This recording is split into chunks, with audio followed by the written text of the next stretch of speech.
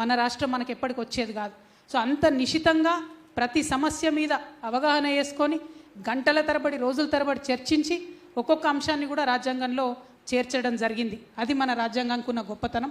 తెలంగాణ ప్రజలుగా, తెలంగాణ బిడ్డలుగా హింస లేకుండా రాజకీయంగానే మనం రాష్ట్రం సాధిస్తాం, రాజ్యాంగబద్ధంగా సాధిస్తామని ఏదైతే చెప్పినామో అట్లనే సాధించుకున్నాం.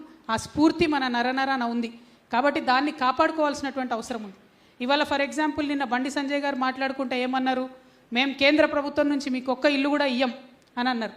వాళ్ళెవరు కేంద్ర ప్రభుత్వం వచ్చి ఇల్లు కట్టచ్చా? ఇక్కడ నిజంగా ఉందా? ఫెడరల్ స్పిరిట్లో కేంద్ర ప్రభుత్వానికి ఏం పని ఉంటుంది?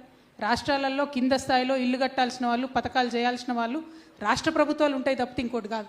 అంటే ఇవాళ ఆయన ఒక బాధ్యతాయుతమైన ఎంపీగా ఉండి, మంత్రిగా ఉండి మేము ఒక్క ఇల్లు కూడా మీకు ఇవ్వమని మాట్లాడేటటువంటి పరిస్థితి వచ్చిందంటే మరి రాజ్యాంగంలో ఉన్నటువంటి ఫెడరల్ స్ఫూర్తి ఏమవుతుందో దయచేసి విద్యార్థి మిత్రులంతా కూడా ఆలోచించుకోవాల్సినటువంటి అవసరం ఉన్నది. అట్లా అనేకమైనటువంటి సందర్భాల్లో మనం చూస్తుంటాం రాజ్యాంగానికి, ఫెడరలిజంకి వ్యతిరేకంగా మాట్లాడుతూ ఉంటాం. వీటిని మనం ఎప్పటికప్పుడు ఖండించాలి, ఎప్పటికప్పుడు అర్థం చేసుకోవాలి. ఎందుకంటే వదిలేసుకుంటూ పోతే అవి పెద్దగా అయిపోతాయి, తర్వాత ఏం చేయలేని పరిస్థితి ఉంటుంది. సో ఇవాళ బండి సంజయ్ గారు మాట్లాడినటువంటి వాక్యాల్ని మాత్రం మేము తీవ్రంగా ఇక్కడ ఖండిస్తూ ఉన్నాం. ఇక్కడ రాష్ట్రంలో ఏ ప్రభుత్వం ఉన్నదన్నది, ఏ పార్టీ అధికారంలో ఉన్నదన్నది పక్కన పెడితే కేంద్ర ప్రభుత్వానికి రాష్ట్రాల యొక్క హక్కుల్ని హరించడానికి మాత్రం ఎటువంటి ఆస్కారం లేదు, ఉండకూడదు. అది రాజ్యాంగబద్ధంగా రాష్ట్రాలకే ఉన్న హక్కు అని మరొకసారి ఇక్కడ మేము ప్రకటిస్తూ ఉన్నాం. అదేవిధంగా ఇవాళ కాంగ్రెస్ పార్టీ రాహుల్ గాంధీ గారు పాకెట్ డైరీ లాగా పాకెట్ కాన్స్టిట్యూషన్ పెట్టుకొని తిరుగుతూ ఉన్నాడు. ఇవాళ ఆయన ప్రతి దగ్గర తిరిగి కాన్స్టిట్యూషన్ కాపాడాలి, కాన్స్టిట్యూషన్ కాపాడాలి అంటున్నారు. నేను వెల్కమ్ చేస్తూ ఉన్నా రాహుల్ గాంధీ గారిని. ఒకసారి రండి, మీరు అక్కడ కేంద్రంలో అధికారంలో లేరు, ఇప్పుడు అక్కడ ఏమంటున్నారు? రాజ్యాంగాన్ని కాపాడాలి అంటున్నారు. మీరు రాష్ట్రంలో అధికారంలో ఉన్నారు, ముందు ఇక్కడ కాపాడండి రాజ్యాంగాన్ని. ఇక్కడ కాంగ్రెస్ పార్టీ ప్రభుత్వమే ఉంది కదా, ఇక్కడ రాజ్యాంగాన్ని కాపాడండి. నిన్నగాక మొన్న నేను ఆసిఫాబాద్ పోయి వచ్చిన, పెద్ద ఎత్తున అక్కడ మత కల్లోలాలు జరిగినాయి. వందల సంఖ్యలో మైనారిటీ ప్రజలది, హిందువులది అందరి కూడా ఇండ్లు, వ్యాపారాలు కాలబెట్టబడ్డాయి. వాటి గురించి ఇంతవరకు ఒక్కరు కూడా మాట్లాడలే. 2 నెలలు ఇంటర్నెట్ లేదు, 2 నెలలు ఫోన్ కనెక్షన్ లేదు, భయంకరమైన పరిస్థితి ఉండే అక్కడ. కానీ మీడియా కవరేజ్ కూడా ఇవ్వలేదు.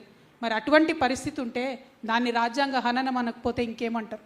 అటువంటివి చూడకుండా, అటువంటివి ప్రభుత్వం మాట్లాడకుండా ఒకసారి ముఖ్యమంత్రి గారు పోలేదు, డిప్యూటీ సీఎం గారు పోలేదు, ఎవరు కూడా పోకుండా రాజ్యాంగ విలువల్ని తుంగలో దొక్కుతున్నటువంటి పరిస్థితి. So I welcome Rahul Gandhiji, please come to our state. Don't forget to bring your pocket constitution because your chief minister has not visited those houses and businesses which were burnt down. Your chief minister has not visited, your deputy chief minister has not visited, none of your ministers have visited, and whoever have visited there, they did not even give them any single rupee of compensation till date. అంటే జీవనోపాధి కోల్పోయి అనేక మంది ప్రజలు బాధపడుతున్నటువంటి సందర్భంలో కూడా మరి పోకపోవడం అన్నది చాలా దారుణం. మరి ఇటువంటి రాజ్యాంగ విలువలను తుంగలో తొక్కేటటువంటి ప్రభుత్వాలు ఉన్న తరుణంలో విద్యార్థి మిత్రులు, విద్యార్థి శక్తి మేల్కోవాల్సినటువంటి అవసరం ఉన్నది. ఇవాళ ఈ సదస్సు చాలా వెల్కమింగ్ సదస్సుగా నేను భావిస్తూ ఉన్నాను, చాలా ముఖ్యమైన సదస్సుగా నేను భావిస్తూ ఉన్నాను. సో నేను అధ్యక్షత వహిస్తూ ఉంటాను. నేను ఒక్కొక్క విద్యార్థి మిత్రుడిని పిలిచి వారి అభిప్రాయాలు చెప్పవలసిందిగా నేను కోరుతూ ఉంటాను. కానీ టైం ఉంటుంది, 5 to 7 minutesలో క్లోజ్ చేయాలి తప్పకుండా. క్రిస్పీగా, సూటిగా విద్యార్థులకు, ప్రజలకు అవసరమైనటువంటి అంశాల పట్ల మీరు మాట్లాడాల్సిందిగా కోరుతూ ముందుగా తమ్ముడు శ్రీకాంత్ గౌడ్ గారిని మాట్లాడవలసింది